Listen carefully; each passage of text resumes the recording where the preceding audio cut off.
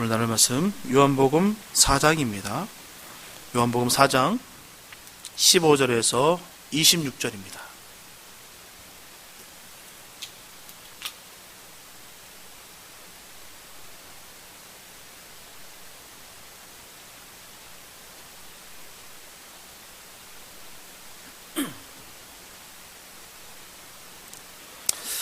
요한복음 4장 15절에서 26절 말씀, 주님의 귀한 말씀 봉독해 올려드립니다. 여자가 가로되 주여 이런 물을 내게 주사 목마르지 않고 또 여기 물 길러오지도 않게 하옵소서. 가라사대 가서 내 남편을 불러오라. 여자가 대답하여 가로되 나는 남편이 없나이다. 예수께서 가라사대 네가 남편이 없다 하는 말이 옳도다. 네가 남편 5이 있었으나 지금 있는 자는 네 남편이 아니니 내 말이 참되도다. 여자가 가로되 주여 내가 보니 선지자로소이다. 우리 조상들은 이 산에서 예배하였는데 당신들의 말은 예배할 곳이 예루살렘에 있다 하더이다. 예수께서 가라사대 여자여 내 말을 믿으라. 이 산에서도 말고 예루살렘에서도 말고 너희가 아버지께 예배할 때가 이르리라. 너희는 알지 못하는 것을 예배하고 우리는 아는 것을 예배하노니 이는 구원이 유대인에게서 남이니라. 아버지께 참으로 예배하는 자들은 신령과 진정으로 예배할 때가 오나니 곧 이때라. 아버지께서는 이렇게 자기에게 예배하는 자들을 찾으시니라. 하나님은 영이시니 예배하는 자가 신령과 진정으로 예배할지니라. 여자가 가로되 메시아 곧 그리스도라 하는 이가 오실 줄을 내가 아노니 그가 오시면 모든 것을 우리에게 고하시리이다. 예수께서 이르시되 네가 말하는 내가 그러라 하시니라. 아멘. 모든 사람의 마음 깊은 곳에서는 우리가 피할 수 없는 욕구들이 있습니다. 우리는 그것을 갈망이라 부릅니다. 인간 내면에 내재된 갈망은 반응하는 방향성에 따라서 결과가 완전히 달라지게 됩니다. 우리가 기억해야 될 것은 하나님께서 사랑의 속삭임으로 주님의 은혜와 임재 앞으로 우리를 이끄실 목적으로 우리 안에 갈망과 사모함을 깊이 심어 두셨다는 것입니다.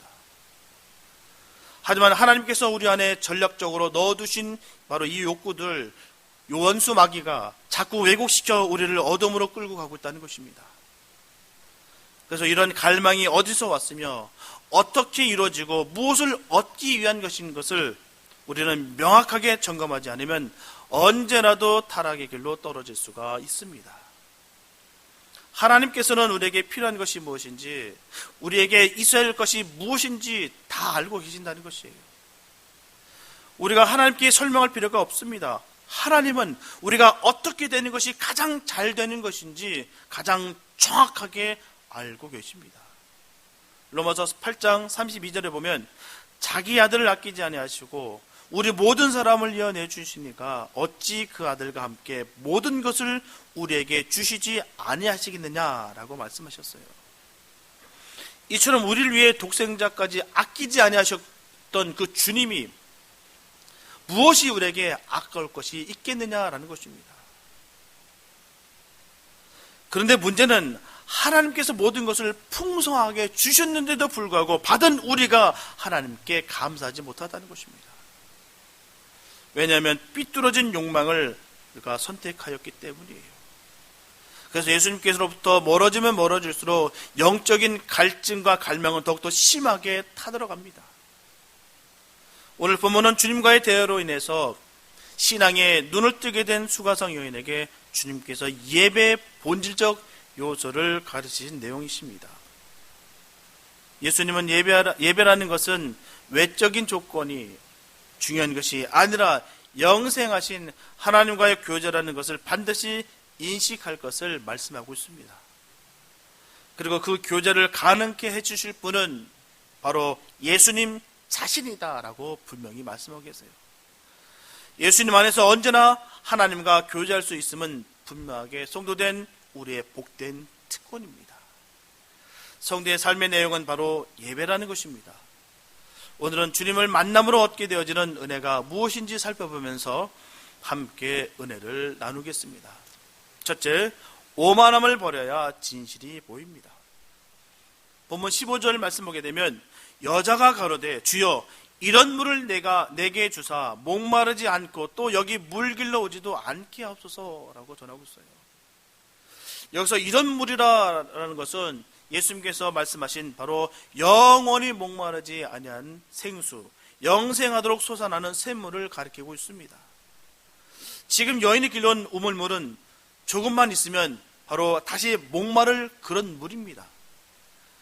우물물은 이 세상의 물질적 가치의 한계를 상징하고 있는 것이에요.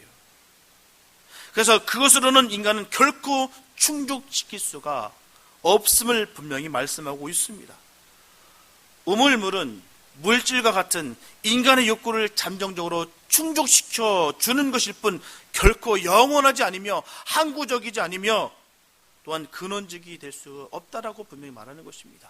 세상 것으로는 결코 체험을 받을 수가 없다라고 분명히 말씀하고 있는 것이에요. 그러나 인간은 누구나 이 우물만을 바라보면서 물질에 종속되었다는 것이죠. 아무도 이 굴에서 떠날 수가 없습니다. 오직 예수님, 오직 예수 그리스도만 그것을 가능하게 할 수 있습니다. 아무도 이 굴에서 떠날 수가 없어요. 영원히 목마르지 아니할 생수만이 인간을 영원히 만족시킬 수가 있는 것입니다. 하지만 인간은 너무나 세상에 길들여져 있고요, 영적으로 무지합니다. 삐뚤어진 욕망 때문에 아무리 진리를 마주하고 있다 할지라도 그 진리를 깨닫지 못하고 있다는 것이죠. 그래서 예수님은 전하십니다. 내가 그에게 구하였을 것이요 그가 생수를 내게 주었으리라. 이처럼 예수님께서 주시겠다고 하신 그 생수는 인간 영혼 속에서 끊임없이 갈망하는 그 은혜를 의미하는 것이에요. 이 은혜의 공급을 주관하는 분은 바로 성령이십니다. 예수님께서는 이 성령에 대해서 분명히 말씀하셨어요. 요한복음 7장 38절과 39절에 보면 나를 믿는 자는 성령의 이름과 같이 그 배에서 생수의 강이 흘러나리라 하시니 이는 그를 믿는 자에 받을 성령을 가리켜 말씀하신 것이라 라고 분명히 주님은 말씀하셨습니다. 그래서 이 생수는 성령이시고 그분은 믿음을 통해서만 인간에게 찾아오십니다. 이것이 바로 주님과의 인격적인 만남의 공식이에요. 공식입니다. 우리가 수학도요, 이 수학 문제도 공식이 있어야 이 문제를 풀 수가 있습니다. 공식을 모르면요, 그 문제를 결코 풀 수가 없습니다. 영적인 문제도 마찬가지예요. 영적인 공식이 명확하게 있습니다. 이 영적인 공식을 풀리지 않으면 결코 이 문제는, 영적인 문제는 풀리지 않습니다. 바로 영적인 문제, 바로 공식이 바로 성령입니다. 성령이 없으면 아무것도 안 됩니다.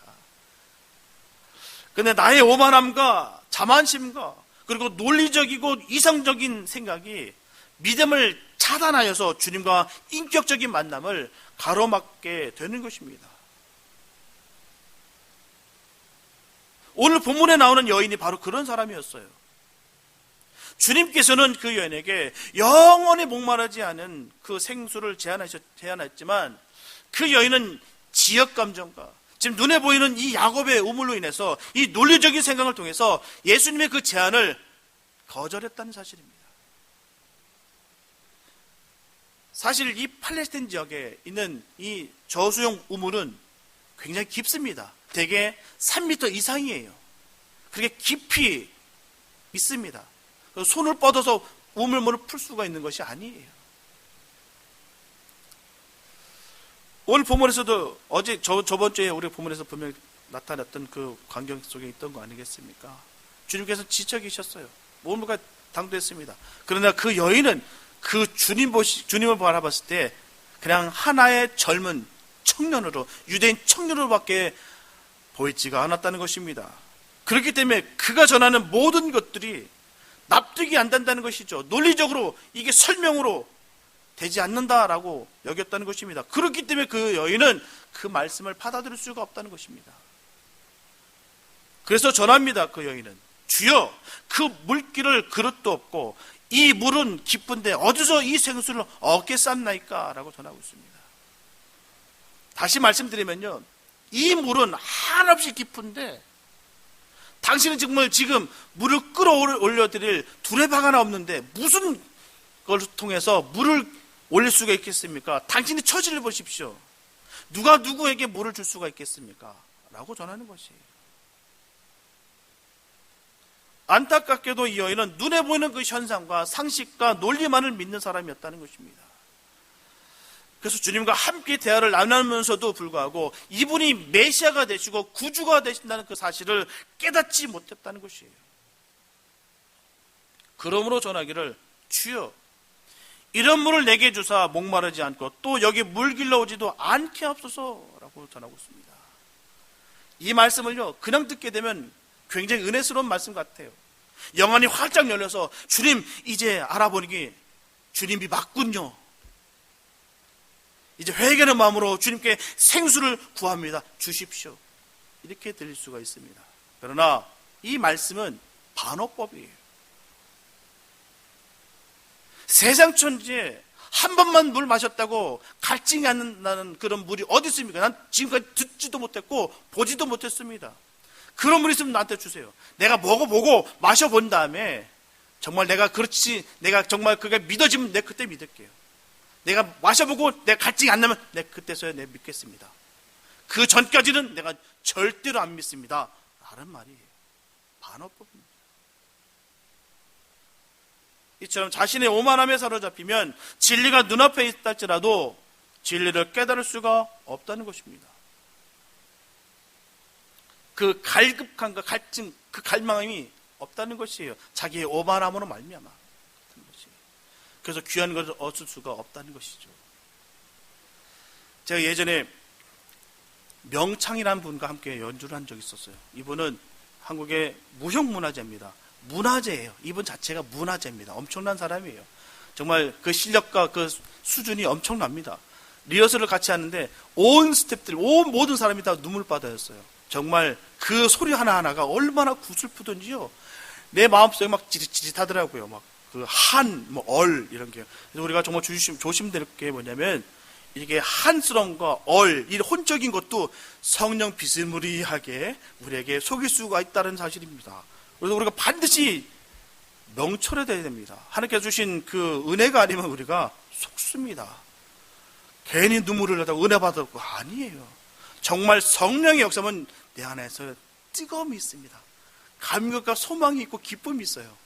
예, 이게 성령의 역사죠. 구슬프고 한스러운 건 성령의 역사 아닙니다. 정말 듣는데 기가 막히더라고요. 여기가 막 찌릿찌릿해요. 막 눈물이 팩 돕니다. 막 다 울어 눈물바다였어요. 근데 물어봤어요. 그래서 그 창하시는 분들은 득음할 때 폭포수에서 막 소리를 내는데 맞습니까? 맞대요. 그러면요 또 한 가지 질문이 옛날에 목청 친다고 인분을 마셨는데 다시 말씀드리면 똥물입니다.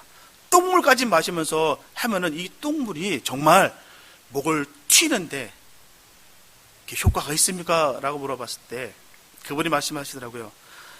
인물을 마시는 것도 맞고 그 폭포수에서 노래 부르는 것도 맞는데 이 똥물을 막는으로 인해서 이 목청이 튀는 것은 아무런 영향을 끼치지 못한다라고 얘기하더라고요. 그럼 왜 마실까요? 염원입니다. 염원.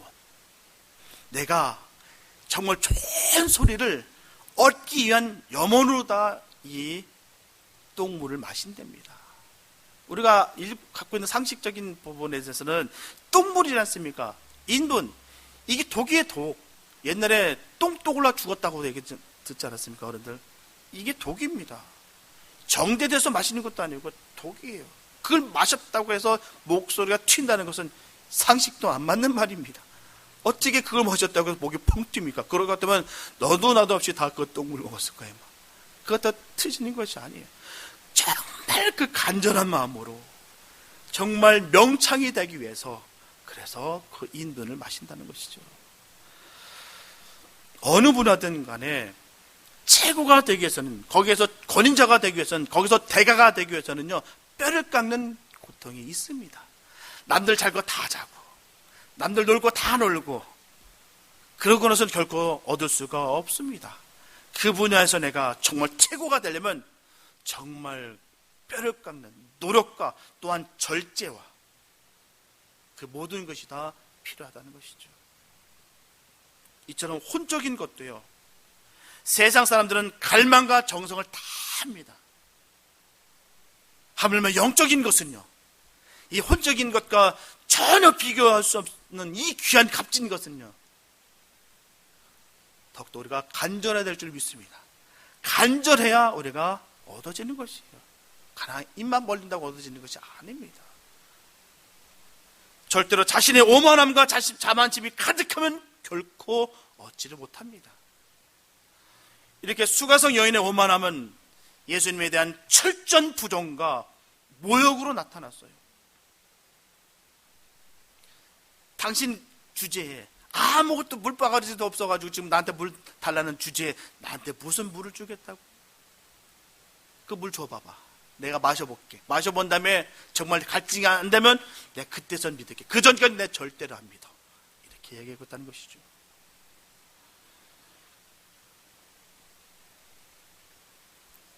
이런 소리를 들었으면 저와 여러분들 어떻을까요? 제가 예수님이었으면, 저와 여러분들이 정말 예수님이었으면 어떻을까요? 정말 사마리아 땅까지 왔는데요, 남들 다 피해가는, 안 가는 그곳을 찾아왔어요. 이 여인을 만나러 찾으러 왔는데 대뜸 하는 말이 그러고 있다면 어떻게 하시겠습니까? 탁탁 털고 죽든지 말든지 이런 마음 아니겠습니까? 뒤도 돌아오지 않고 그 자리에 뜨는 것이 마땅하지 않겠습니까? 하지만 그런데도 불구하고 예수님은 그 여인에게 전하십니다. 네 남편을 데려오라. 그때 그 여인은 벙 뜹니다. 좀 멘붕이었어요. 갑자기 그 말을 탁 뜨니까요. 어리둥절한 그 상태에서 고합니다. 자신에게는 남편이 없다라고 전합니다. 그렇게 부인해요. 보면 16절과 17절 말씀 보게 되면, 가라사대 가서 내 남편을 불러오라. 여자가 대답하여 가로되 나는 남편이 없나이다. 예수께서 가라사대 네가 남편이 없다는 말이 옳도다. 오만함에 빠졌던 그 여인은 실은 너무나도 비참하고 너무나도 비천한 여인이었어요. 아무도 없는 이 텅 빈 우물가에 나올 수밖에 없는 그런 부정한 여인이었습니다. 다른 사람이 없는 그 시간을 틈타서 물을 기를 수밖에 없는 그런 여인이었어요. 저주 가운데 있었던, 손가락질 받을 수밖에 없었던 그런 여인이었습니다. 그 여인은 과거에 5 남자를 남편으로 두었던 부정한 여인이었고요, 지금도 다른 여자의 남편과 함께 살고 있다는 것이죠. 지금까지 남편들이 모두 죽은 것인지, 아니면 여인의 음란함 때문에 5 남편을 차례대로 버려졌는지는 우리가 알 수 없으나, 지금 이 순간 이 여인과 함께 살고 있는 이 남자 또한 남편이 아니라는 사실입니다.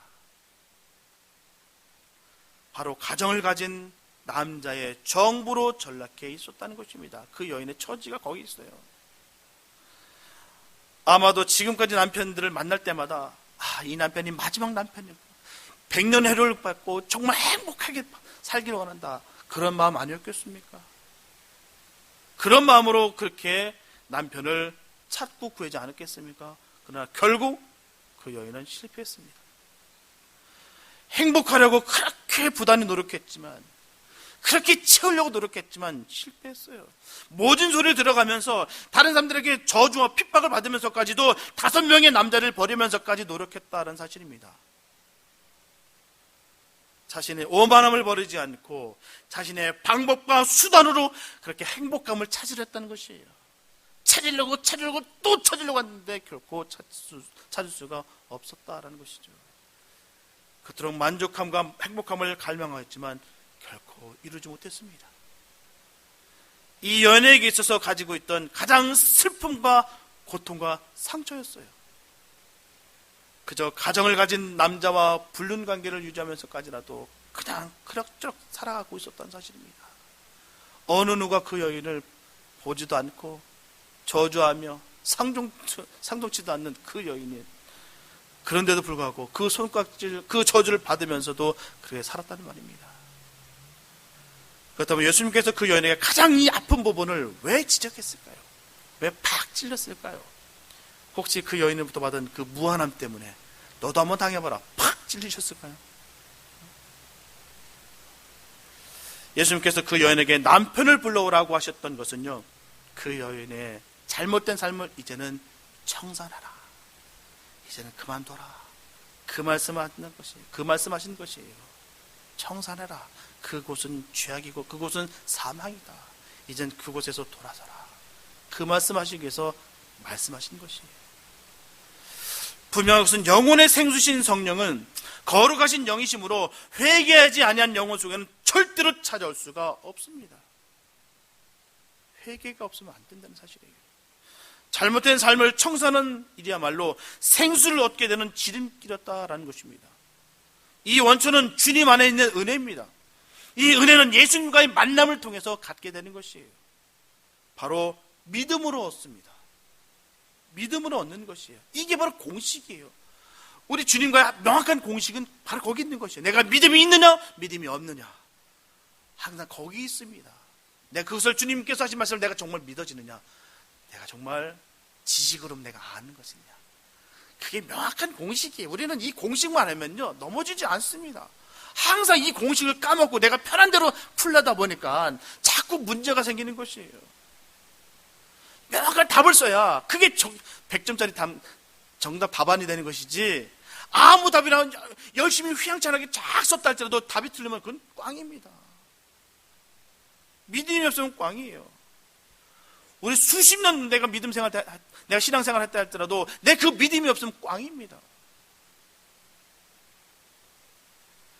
하나님은 과거의 잘못된 삶을 청산하고 회개하고 예수님의 대속의 은혜를 믿는 자에게 생수의 은혜를 마음껏 부어주십니다. 그것은 십자가의 공로로 죄사함을 받은 자의 영혼 속에 성령께서 임재하심으로 말미암아 얻게 되는 기쁨과 평안입니다. 바로 다함이 없는 감사와 감격이에요. 이거는 세상의 어떤 것으로도 얻을 수가 없습니다. 이거를 맛본 자만이 압니다. 저는 다 맛보신 줄로 믿습니다. 이걸 세상 사람들이 어떻게 알겠습니까? 주님께로부터 받은 이 감사와 감격을 어느 누가 알겠습니까? 궁극적인 인간을 영생으로 인도하는 영원한 그 은총이라는 것이 얼마나 값지고 귀한 것인지 모릅니다. 본문 18절과 19절에서 예수님께서 하신 말씀을 통해서 그 여인은 변화를 받게 됩니다. 내가 남편 5이 있었으나 지금 있는 자는 내 남편이 아니니 내 말이 참되도다. 여자가 가로되 주여 내가 보니 선지자소이다. 내가 보니까 이제 당신이 정말 선지자군요. 과거에 자신의 잘못된 것을 투시해 보시는 그 예수님 앞에서 그녀는 완전히 새로운 영적 각성을 하게 되었다는 것입니다. 그 여인은 더 이상 오만하지 않았어요. 주님 앞에 무릎을 꿇게 됐다는 사실입니다. 이런 각성은 그녀가 자기 현재의 삶을 정직하게 고백한 데서부터 주님의 인정을 받게 되었습니다. 그리고 그것은 바로 그녀의 영혼을 눈뜨게 하는 은총으로 연결이 됩니다.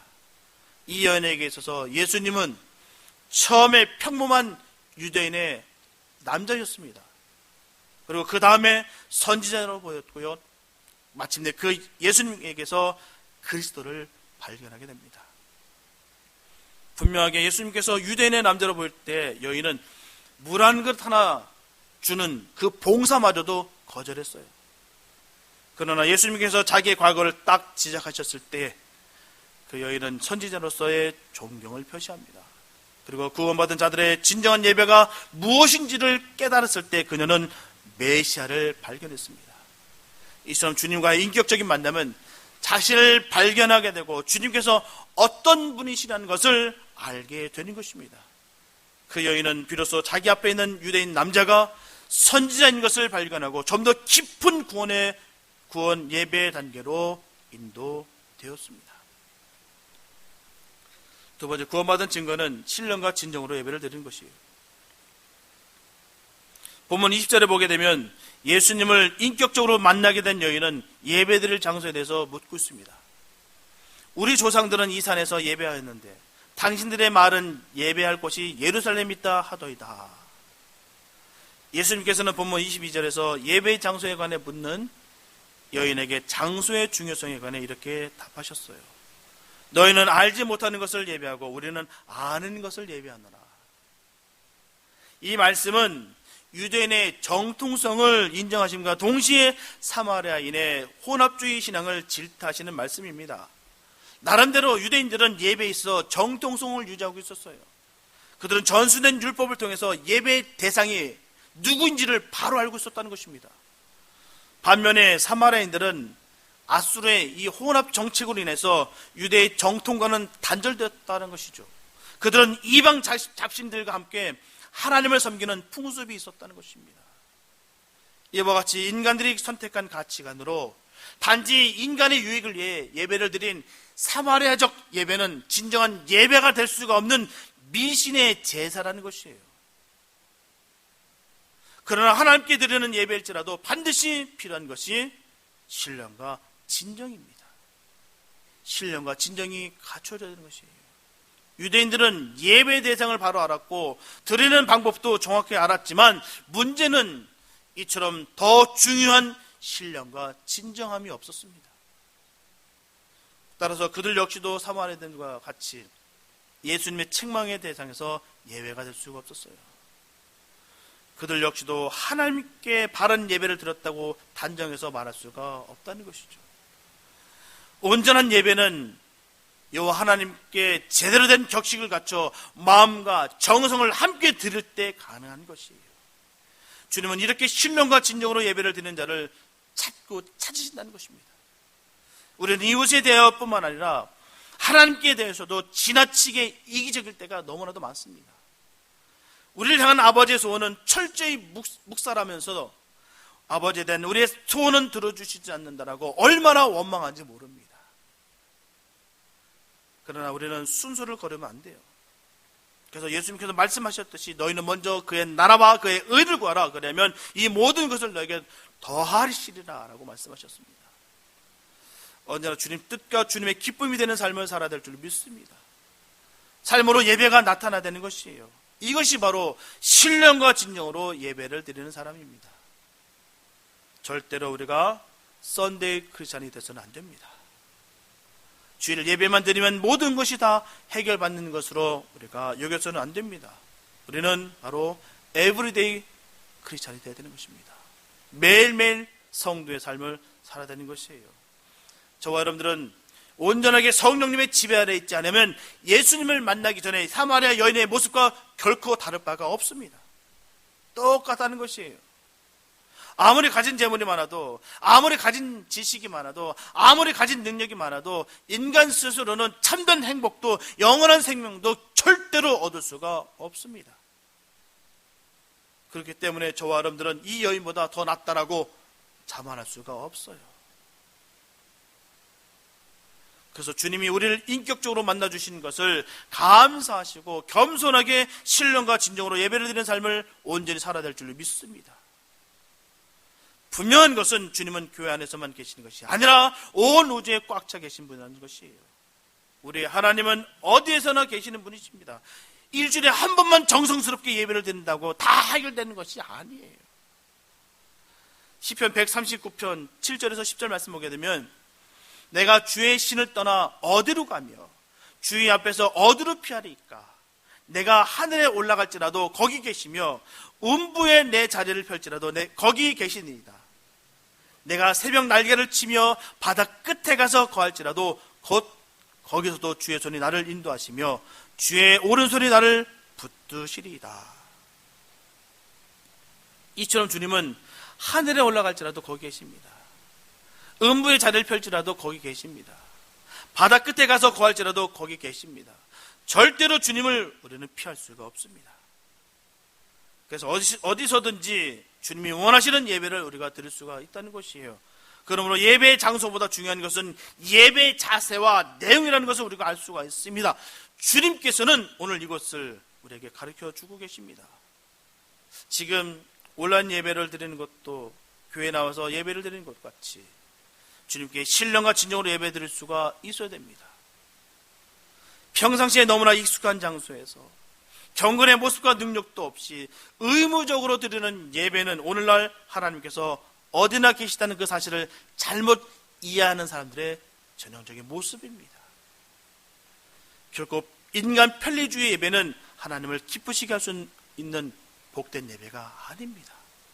자기가 편리하기 위해서 내가 누리는 것이지 그것은 예배가 아니다라고 분명 말하고 있는 것입니다.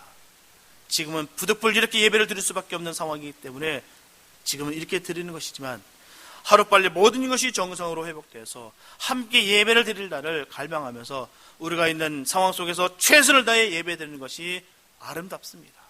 이게 바로 선한 것이에요. 분명한 것은 예배 중심은 이미 드려진 제물인 바로 예수 그리스도의 그 희생을 기념하는 바로 주님의 만찬이 중심이 되어야 됩니다. 사도행전 20장 7절에 보게 되면 안식 후 첫날에 우리가 떡을 떼려 하여 모였더니 라고 말씀하고 있어요. 분명하게 예배는 모여야 되는 것입니다. 분명히 답을 가르쳐주고 있어요. 모여야 되는 것입니다. 왜냐하면 섬김과 나눔은 함께 모이는 예배처에 오지 않고서는 절대로 나누는 것이 불가능합니다. 함께 모여 예배드리는 날이 하루빨리 오게 되시기를 바랍니다. 주님의 기쁨이 되는 예배가 이루어지기를 바랍니다. 마지막 때에 내가 믿음을 보게 되냐 하셨던 말씀하신 그 주님, 하나님 앞에서 고난의 때, 힘들 때, 시련의 때 나의 믿음을 하나님께 보여드릴 수 있게 되시기를 바랍니다. 오늘 사는 것이 힘들고 어려워도 나의 믿음을 하나님께 보여드릴 수 있게 되시길 바랍니다. 그래서 하나님께 신령과 진정으로 영과 진리로 예배드리는 예배자가 되시기를 축복합니다. 사랑하는 성도 여러분, 신령과 진정으로 예배하는 자를 찾으시는 그 하나님의 눈에 발견되어지는 성도들이 되시길 바랍니다. 예수님을 인격적으로 만나서 행복한 삶을 누리시게 되시길 바랍니다. 행복한 삶을 위하여 신앙의 뿌린 예배가 회복되고 맡겨진 사명을 발견하는 성도들이 되시길 바랍니다. 그리고 교회 안에서의 예배만 아니라 삶 전체가 하나님께 참되게 예배하는 마음으로 살아가게 되시기를 바랍니다. 우리는 하나님이 기뻐 받으시는 제사를 드려야 줄 믿습니다.